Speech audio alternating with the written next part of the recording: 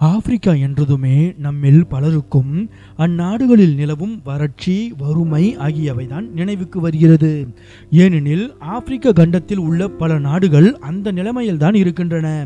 இயற்கை வளங்கள் பல கொட்டி கிடந்தாலும் உள்நாட்டு யுத்தங்கள், ஊழல்கள், அரசியல் ஸ்திரமின்மை உள்ளிட்ட பல காரணிகளால் பல ஆப்பிரிக்க நாடுகள் பசி, பட்டினி, வறுமையால் வாடுகின்றன.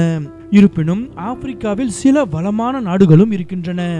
மற்ற ஆப்பிரிக்க நாடுகளுடன் ஒப்பிடும்போது அந்த 10 நாடுகளும் பணக்கார நாடுகளாக அறியப்படுகின்றன. அந்த 10 பணக்கார ஆப்பிரிக்க நாடுகள் என்னென்ன என்பதை பற்றி இப்போது பார்ப்போம். நமீபியா. நமீபியா ஆப்பிரிக்காவின் தெற்கு பகுதியில் அமைந்துள்ள ஒரு நாடு. ஆப்பிரிக்காவின் 10வது பணக்கார நாடாக அறியப்படும் நமீபியாவின் பொருளாதாரத்திற்கு சுரங்க தொழில், விவசாயம், உற்பத்தி மற்றும் சுற்றுலாத்துறை ஆகியவை மிக முக்கிய பங்கு வகிக்கின்றன. சுமார் 20 லட்சம் பேர் என்ற குறைவான மக்கள் தொகையை கொண்டுள்ள நமீபியாவில் மக்கள் அடர்த்தி குறைவாக உள்ளது. நமீபியாவில் வாழ்க்கை செலவு மற்ற ஆப்பிரிக்க நாடுகளுடன் ஒப்பிடும்போது விலை உயர்ந்ததாக உள்ளது. நாட்டிற்குள் நுகரப்படும் பல பொருட்கள் இறக்குமதி செய்யப்படுகின்றன. இது வாழ்க்கை செலவு உயர்வுக்கு காரணமாக அமைகிறது. மேலும் சிலரால் பல்வேறு பொருட்கள் மீது ஏகபோக உரிமை கொண்டாடப்படுகிறது. இதுவும் செலவு அதிகரிக்க ஒரு காரணம். நமீபியாவில் சுமார் 27.4% என்ற அளவில் வேலையின்மை விகிதம் அதிகமாக உள்ளது. துனிசியா. துனிசியா ஒரு வட ஆப்பிரிக்க நாடு. துனிசியாவின் பொருளாதாரத்தின் பெரும்பகுதி எண்ணெய், சுற்றுலா மற்றும் ஆட்டோமொபைல் பாகங்கள் போன்ற தொழில்களில் தங்கியுள்ளது. 1970களில் நாட்டின் பொருளாதாரம் கட்டமைக்கப்படாத வளர்ச்சியை கண்டது. இன்று துனிசியா ஆப்பிரிக்காவின் 9வது பணக்கார நாடாக முன்னேறியுள்ளது. எகிப்து ஆப்பிரிக்காவின் வடகிழக்கு மூலையில் இருந்து ஆசியாவின் தென்மேற்கு மூலை வரை சினாய் தீபகற்பம் முழுவதும் பறந்து விரிந்துள்ள ஒரு கண்டம் தாண்டிய நாடு. எகிப்து காசா பகுதி, இஸ்ரேல், செங்கடல், அகாபா வளைகுடா, சூடான் மற்றும் லிபியா ஆகியவற்றின் எல்லையாக உள்ளது. கெய்ரோ நாட்டின் தலைநகரம். ஆப்பிரிக்காவின் பணக்கார நாடுகளின் பட்டியலில் எகிப்துக்கு 8வது இடம். எகிப்தின் பொருளாதாரம் விவசாயம், சுற்றுலா, இயற்கை எரிவாயு மற்றும் பெட்ரோலியம் மற்றும் சூயஸ் கால்வாயில் இருந்து வரும் வருவாயை சார்ந்துள்ளது. ஏராளமான எகிப்தியர்கள் வெளிநாடுகளிலும் வேலை செய்கிறார்கள். இந்த தொழிலாளர்களின் பணமும் தேசத்தின் செல்வ செழிப்புக்கு பங்களிக்கிறது.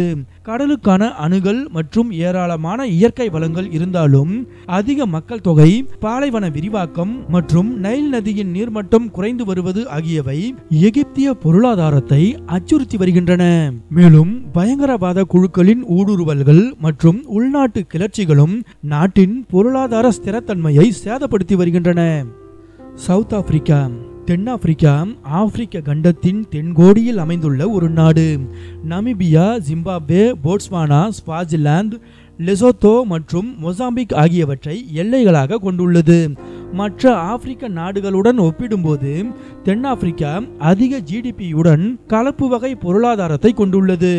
இருப்பினும் தென்னாப்பிரிக்காவில் அதிக வேலையின்மை, வறுமை மற்றும் பணக்காரர்களுக்கும் ஏழைகளுக்கும் இடையே பரந்த இடைவெளி உள்ளது.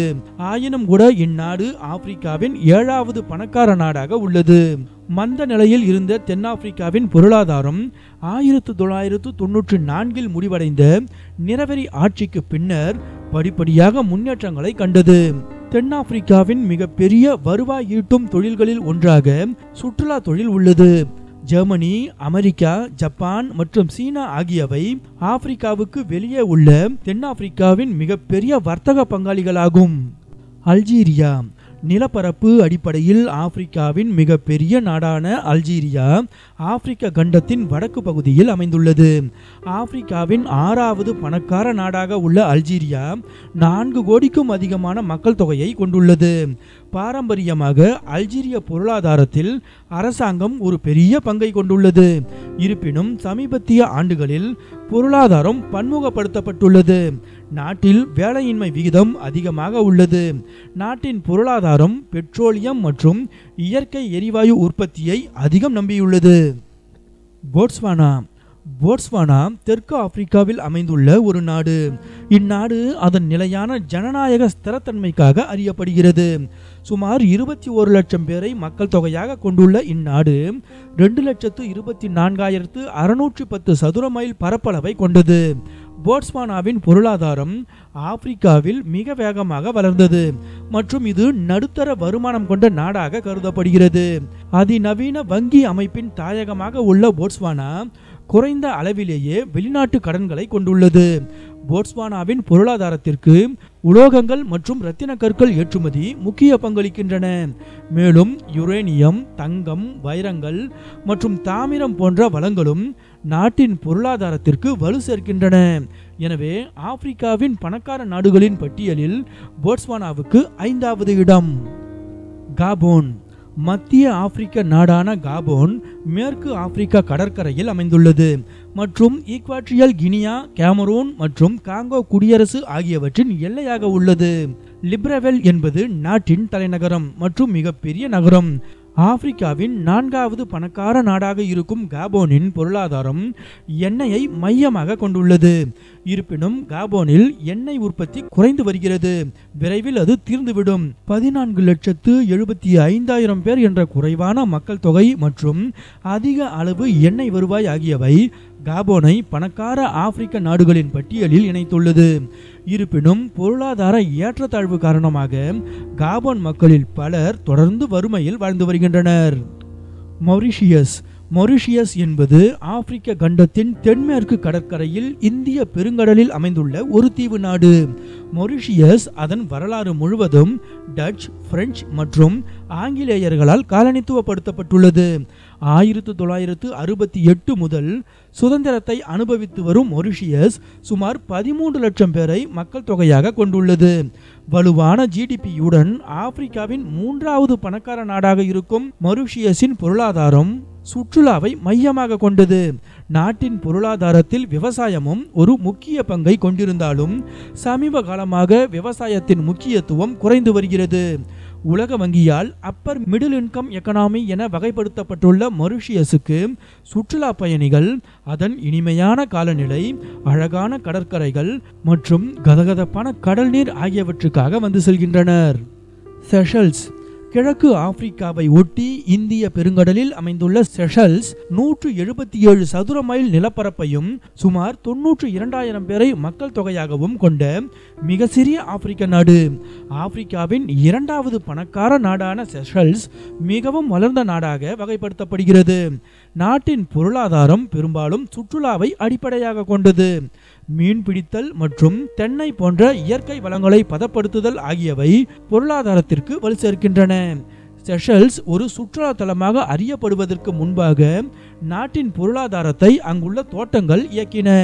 சமீபத்திய தசாப்தங்களில் செஷல்ஸ் அரசாங்கம் சுற்றுலாவை அதிகம் சார்ந்திருப்பதை குறைப்பதற்கான முயற்சிகளை கொண்டுவர ஆரம்பித்துள்ளது. ஈக்வாட்ரியல் கினியா. ஈக்வாட்ரியல் கினியா என்பது மத்திய ஆப்பிரிக்காவில் உள்ள ஒரு நாடு. வெறும் 10,830 சதுர மைல் நிலப்பரப்பை மட்டுமே கொண்ட சிறு நாடான இது சுமார் 12,22,000 பேரை மக்கள் தொகையாக கொண்டுள்ளது. நாட்டின் குறைந்த மக்கள் தொகை ஜிடிபி பெர் காபிட்டாவை அதிகமாக வைத்திருக்க உதவுகிறது. இதன் மூலம் ஆப்பிரிக்க நாடுகளில் முதல் பணக்கார நாடாக மாறியுள்ளது. ஈக்வாட்ரியல் கினியாவின் பொருளாதாரம் எண்ணெய் வளங்களால் இயக்கப்படுது. மேலும் விவசாயம், மரம் ஏற்றுமதி மற்றும் மீன்பிடித்தல் ஆகியவையும் பொருளாதாரத்திற்கு வலு சேர்க்கின்றன. இருப்பினும் நாட்டில் வருமான சமத்துவமின்மை அதிகமாக உள்ளது.